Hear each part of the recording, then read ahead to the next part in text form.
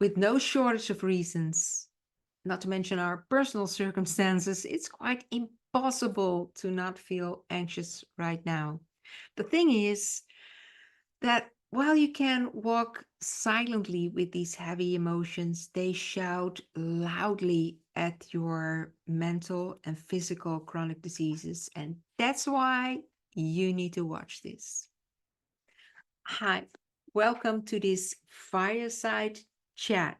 While we will turn just surviving into thriving and reverse any common chronic mental or physical disease.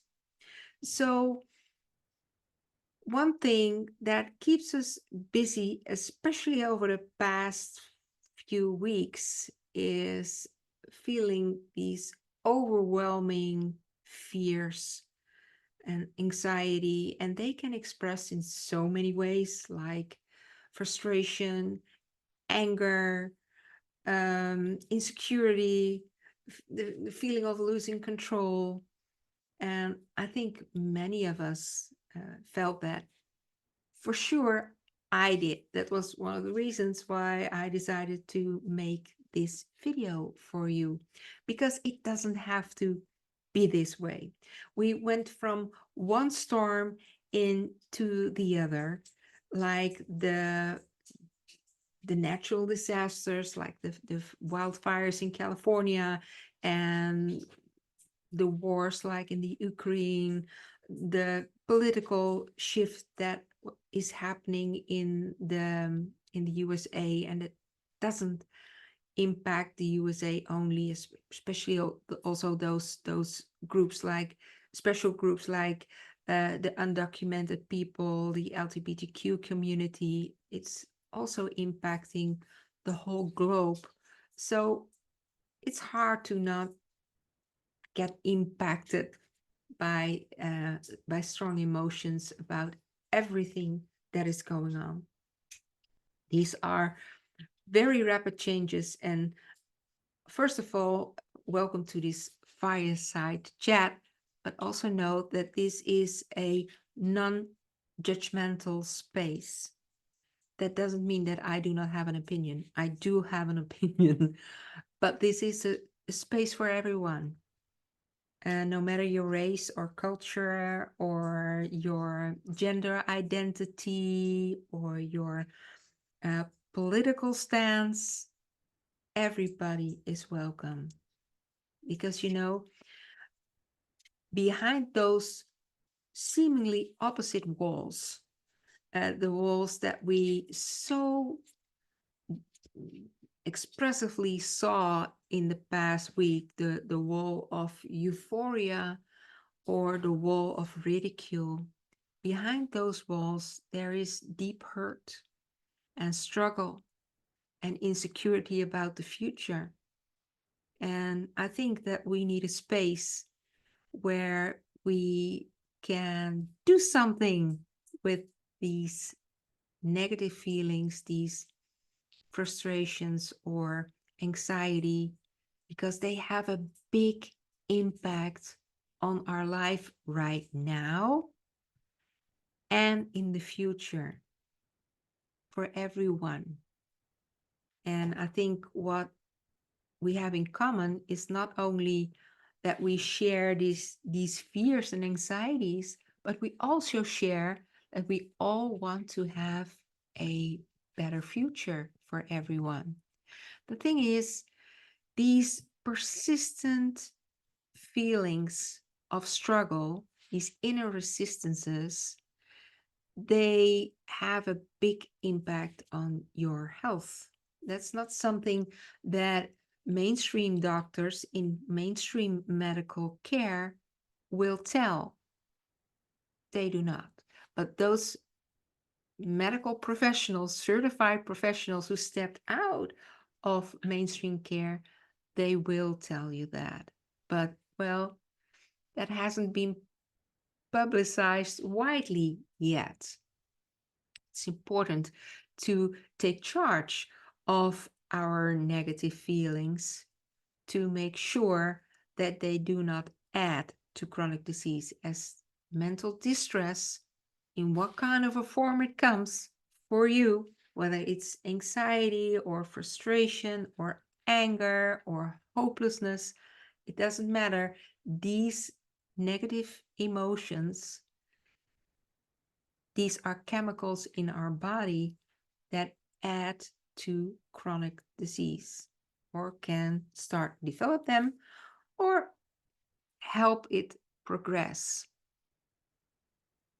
Any common mental, physical, or chronic disease. Now, there are other root causes than mental stress for sure, but the most impactful one is mental stress.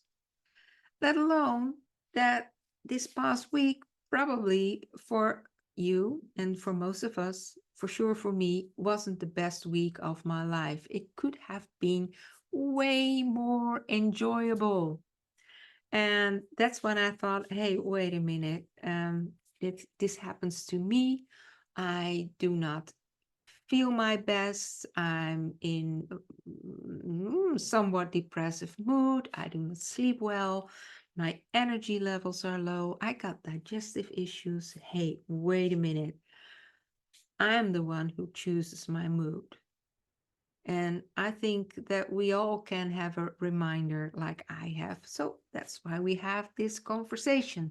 So it's a choice. It's not an easy choice, but it's a choice how we feel. So there we may consume a lot of things that are quite impactful for us, and still we can choose what we do with it, what our response to it is. So let me tell you a tale. There were two monks, and they were on their daily walk in beautiful Asia Meadowland.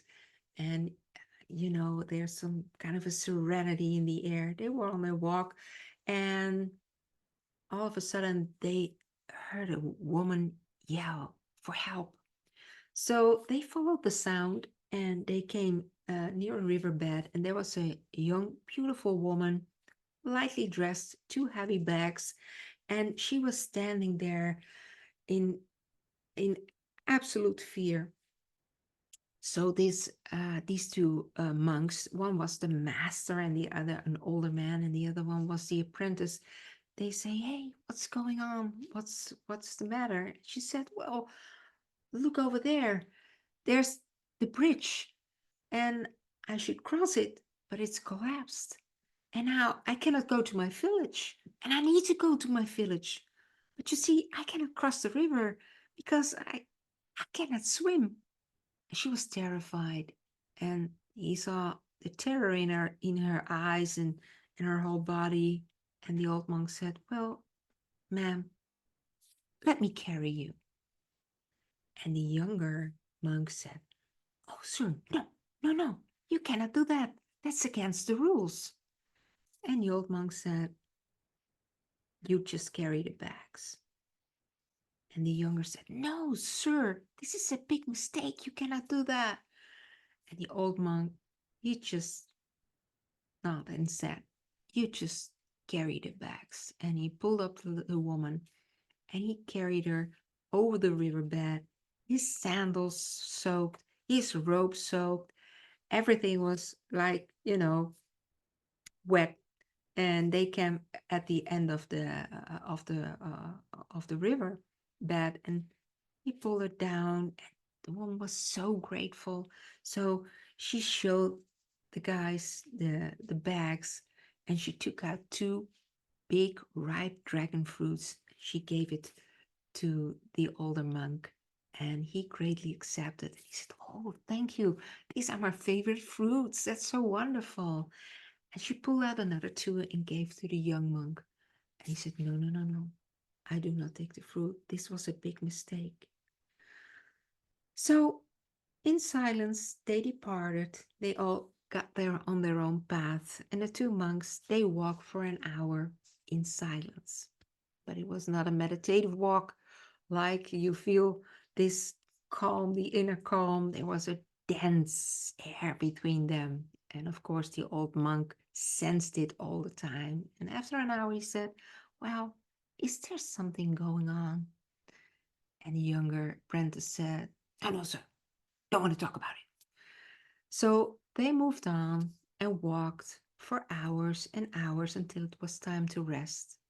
And 5 hours passed by. They made a fire, and the old man took out his dragon fruits and he wanted to share with the younger monk. And he said, "Well, son, what is going on?" And the young apprentice said, "Well, I think you know what is going on. You could not carry that woman. That's against the rules." And then the old monk said, "Well, son, I carried her for 5 minutes, but you carried her for 5 hours. You get it? We can choose to carry something for 5 minutes or 5 hours, and it becomes a burden. And probably it also spirals up like the snowball effect. The more you think about it, the bigger it gets in those 5 hours. We have a choice. So if we choose to box it, which is a quite literally a healthy skill to learn, if you box it into 5 minutes, then you can detach from it and say, "Hey, I feel these negative feelings, and maybe I can learn from it. Maybe I can get new insights from it. Maybe I can grow from it. Maybe I can even transform from it." But it is what it is. These are these 5 minutes, and it's boxed because I'm not going to drag this forward. I'm not going to let it grow, and I'm not going to let it impact me. Because you see, if you box it for 5 minutes, you have 4 hours and 55 minutes to do something enjoyable or do nothing but have an uplifted mood. And isn't that a better way to spend your time? Or you can do something passionate, or you can contribute to the world. Wouldn't that be a better use of your time and carry those negative feelings with you? Because they will cloud everything. They will cloud your the clarity of your thinking. They will cloud the enjoyment that you have for things that usually are quite enjoyable to you. They will put a layer of negativity over everything that you do. Even the foods that you eat, they're not as enjoyable. It's draining your energy levels, so there's maybe not as much that you can do as you'd like to.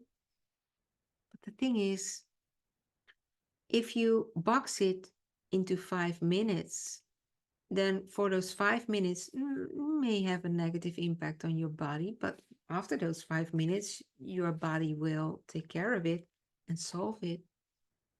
But if you take it along and it becomes a persistent drag, what so many of us do, I do it too, every now and then when I have to wake myself up and say, "Hey, I have a choice," because otherwise it has a long-term effect on my mental and physical health. Definitely. And then there's another payoff, because if you are more uplifted, how can you uplift your circles that you interact with? How can you help them? That's also a big benefit, right? So if you exercise your agency and say, I have a choice. I can box this feeling up, and maybe I can use it, and otherwise I just leave it and let it go. You may say, "Well, that's not that easy." That's not, if that was that easy, I would do it. Oh yeah, I've been there a lot. If that would be so easy. It's not easy. It's a choice. And that's what I want to get through, that it's a choice how we react to things, not only to external things that happen to us, that we can choose our response to it, but especially to what happens on the inside, because we can also have a response to it. We can also choose how we respond to our inner resistance to all those feelings that pop up for a reason, for sure. And for sure, they are valid, but it doesn't mean that we have to carry them. And that's the thing, that when we carry them into our next week, they will grow and grow and grow. And that's not beneficial for nothing, not for us, not for other people, not for our health. So if it's not easy, there's one more thing that I would like to say. Like, the grass looks always greener on this other side, right? And the other side, it looks so remote that other people can, meditate or be uplifting. Well, everybody has to struggle, especially in this fortnight, right? The thing is, the grass is not greener on the other side. The grass is greener where you water it. And you can have the trust that you know how to water it. Because are you fueling the negative thoughts, or are you fueling the uplifting thoughts? Either way, they grow. Either way, whether you are in this spiral of negative thoughts or the spiral of positive thoughts. So it's what you feed yourself, how you water your lawn. And I always remind myself, when these big worldly things come, I paraphrase probably Mother Teresa, who said something like, if you ask me to join you in a rally against war, I will not go. But if you ask me to join in a peace rally, I will. I will be the first. And that is how you can feed your mind. Like, are you against things, or are you for things? And I think that is something that we can be reminded of. Like, we see that there's a separation of the world, especially in America, but we see it all over the globe. And it is very easy to come in a situation where those opposite forces are against each other. And that gives an inner resistance as well. And I think that what we can do is at least solve our own inner resistance. That is the least thing that we can do, and see what we share. And the one thing that we share is fear and anxiety. And I hope that we can give each other trust instead, and see that if we show that we are empowered ourselves, so we can choose how we feel, that others can take an example of that. And so that is how I wish that you can, well, take different actions with your fears these next coming hours, the next coming days, so you will have a better week. And one mantra that I give myself is, when I am in such a situation, it's either fun or forget. So do things that are really uplifting. Choice. Every hour you have another choice to make. Whether you're gonna sip your tea, or sit at a fireplace, or read a book, or go to work, or do the dishes, or whatever you need to do. do something that things that is most enjoyable to you at that moment. And if you really have to do things, well, you say, oh, I really don't like to do that. Well, do it with the best enjoyment you can. Like change your relation with whatever you need to do the dishes or put on some uplifting music. So you do not drag your fears into the next week. It will serve you. It will empower you because you feel that you have control over your own feelings. So you will build more trust in yourself, and it will 100% benefit your mental and your physical health, and it will benefit all those around you. So that's what I wish for you. And I hope this was a nice fireside chat. If you have any comments, just leave them in the comments below. And then I'll see you next time and have a wonderful, uplifting week.